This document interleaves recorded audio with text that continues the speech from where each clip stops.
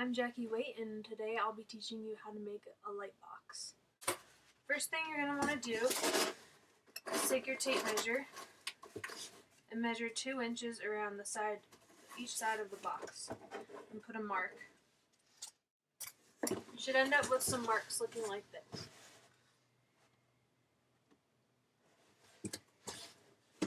You want to do that for each side of your box and then connect them. The edges of your box should end up looking like this.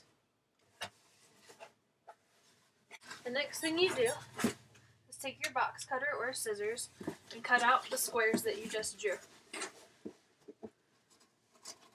When you're done, you should have 4 holes in your box just like this. The next step is to cut off the top flaps of your box. This is what you'll end up with.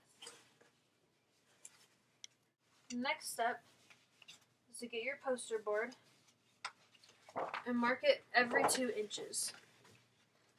Next, you'll cut out each strip.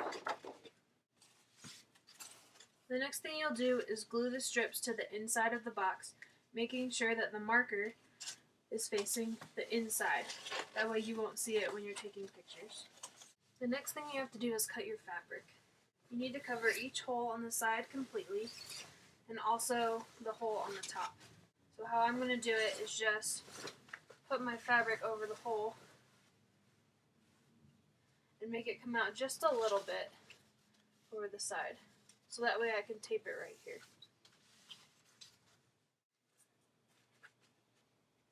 When you're done, the side should look like this, leaving the front hole open, so that's where you take the pictures.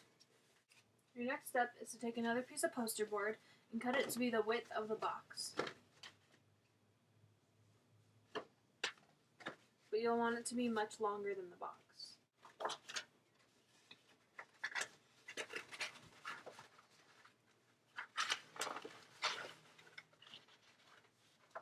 Once you've cut it, you'll want to put it inside the box so that the bottom comes all the way to the front. This will be the background for your pictures. You want to make sure that it doesn't wrinkle because you don't want that to show up in your pictures. After you have it in the right place where you want it, you just cut off the rest of the paper that's on the top.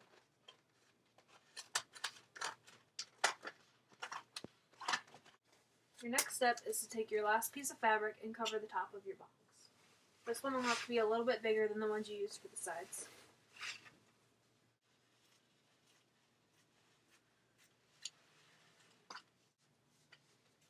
Next, you'll take that piece of fabric to the top of your box, just like you did the other ones. Except this time, I find it easier to wrap it around the top instead of putting it right on the fabric.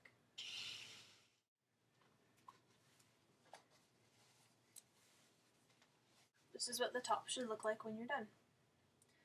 As you can see, I wrapped the tape around the top, opposed to putting it right there, piece by piece, on the sides.